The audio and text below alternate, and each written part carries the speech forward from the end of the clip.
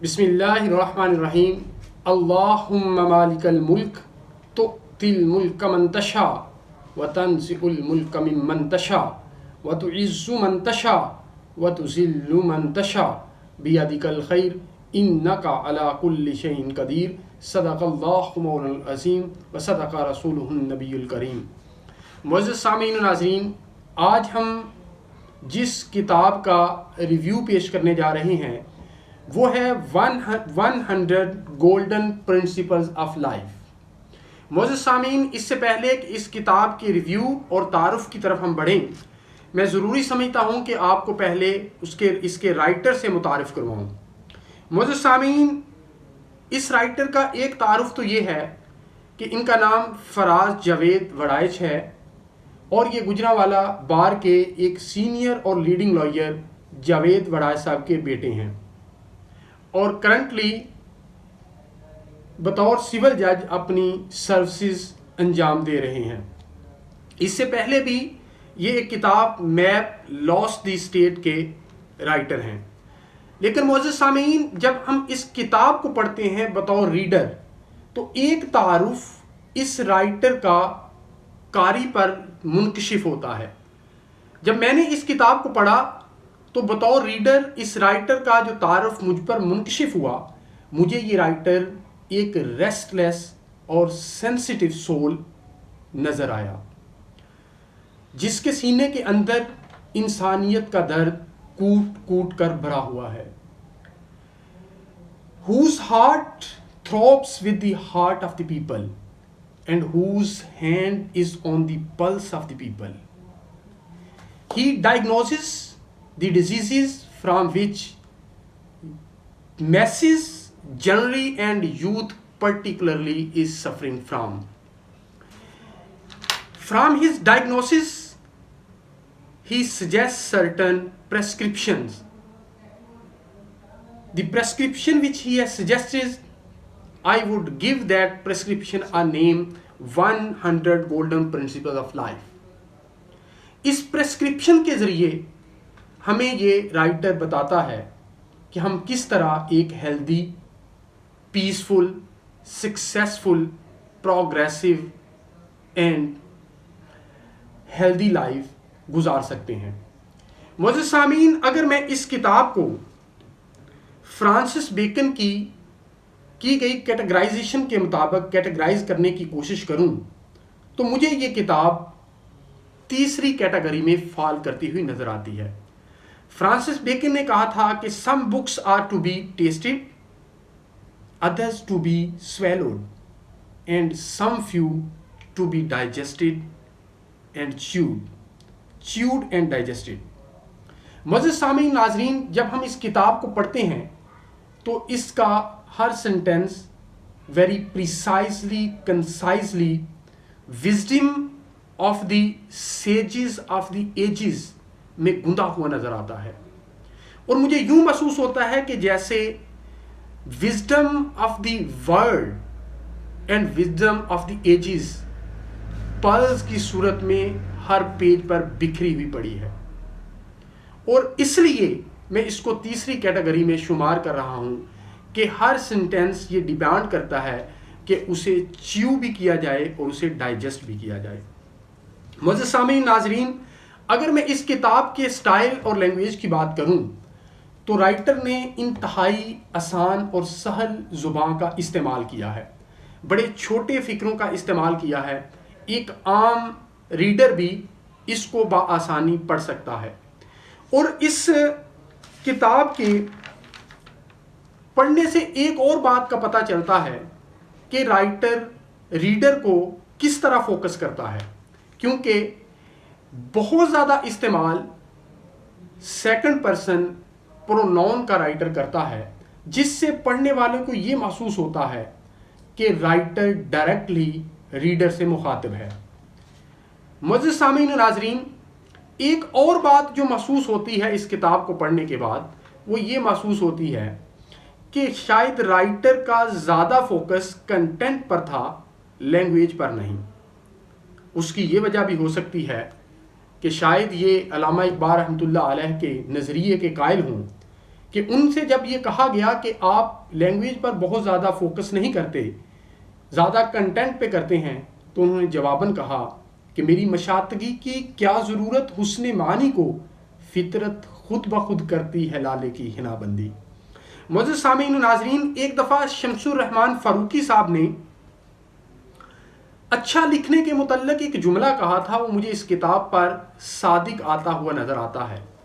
उनने कहा था कि अच्छा लिखने का मतलब ये है कि अपना लिखा जाए। इस किताब को पढ़ने के बाद एक और बात का पता चलता है कि ये प्लेजरिज्म या इधर उधर से मवाद उठाकर उसका चरबा नहीं बनाया गया, बल्कि राइटर ने being a sensitive soul, being a restless soul, जो फील किया अपने तजर्बात की रोशनी में, अपने मुशाहदात की रोशनी में, उसको अपने अल्फाज का रंग दे दिया।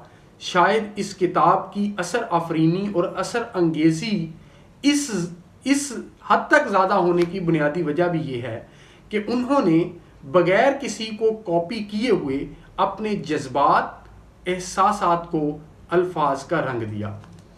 मुअज़्ज़िज़ सामीन व नाज़रीन, अब इस किताब के मुतल्लिक़ इतनी बातें सुनने के बाद you must have got curious कि इसके अंदर ऐसा क्या है कि जो कि इतना कन्विंस किया जा रहा है इस किताब को पढ़ा जाए। तो आए मैं इसकी सर्टन ग्लिम्पसेस आपके सामने रखता हूँ, आप खुद डिसाइड कीजिएगा कि ये किताब वर्थ रीडिंग या वर्थ रिव्यू है या नहीं है।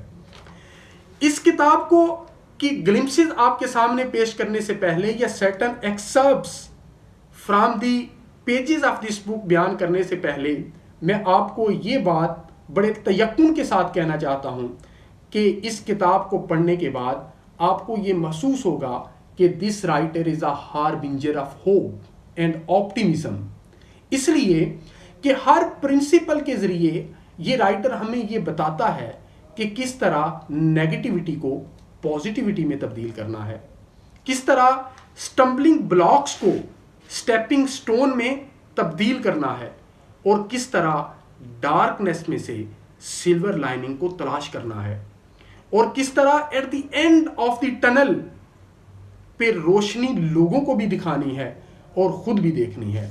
आइए मैं सर्टन ग्लिम्पसेस आपके सामने रखता हूं। फॉर एग्जाम्पल, इस किताब के सफ़ा 51, 52, 53 और 54 पर चंद जुमले मुलाहजा कीजिए और समात कीजिए। राइटर कहता है, you will not win immediately but definitely.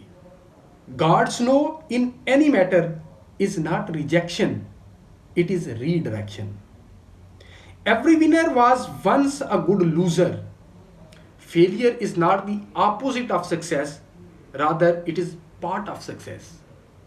Dear fellows, देखिए कि किस तरह जब आप किसी एक चीज़ के हुसूल में नाकाम होते हैं, हम उमूमी तौर पर ये समझते हैं कि शायद खुदा की तरफ से मंजूरी नहीं है। ये राइटर के मुताबिक हमें ये पता चलता है कि खुदा आपको रीडायरेक्शन दे रहा है, यानी इससे बेहतर का इंतज़ाम और इंसराम आपके लिए किया गया है। और उमूमी तौर पे हम किसी एक चीज़ में नाकामी को अपनी फेलियर डिक्लेयर कर देते हैं, बल्कि इस राइटर के मुताबिक हर कामयाबी के अंदर ही नाकामी उसका हिस्सा होती है। ये बात हमने भी मुलाहजा की, हमने भी मुशाहदा की कि बहुत सारी नाकामियों के बाद जब कोई शख्स किसी अच्छी कामयाबी का हासिल करता है तो लोग उसको विनर कहते हैं, लेकिन उनको ये नहीं मालूम कि इससे पहले वो कितने महाजों पर नाकाम हुआ है।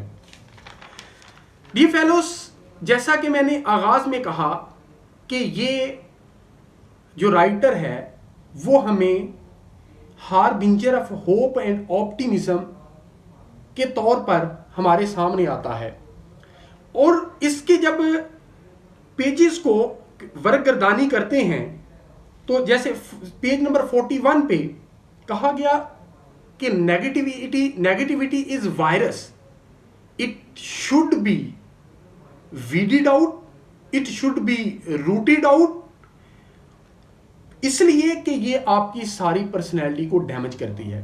और फिर इसके साथ सजेस्ट किया, कहा गया कि ये नेगेटिविटी आपके सारे पोटेंशियल को ईट अप कर देती है। और इसका फिर सोल्यूशन क्या बताया? सोल्यूशन में बताया कि get rid of the people who promotes negativity and surround yourself by the people who promotes positivity. इसलिए कि every person is the 1/5 of his company. जो आपकी सराउंडिंग में है वही आप होंगे, तो इसलिए पॉजिटिविटी को प्रमोट करें। ये फेलोस, इस किताब के अंदर 100 जो प्रिंसिपल दिए गए वो आपकी जिंदगी के हर पहलू को कवर किए हुए हैं। मैंने इसमें because of the constraint of time I have to be selective regarding the selection of the principal.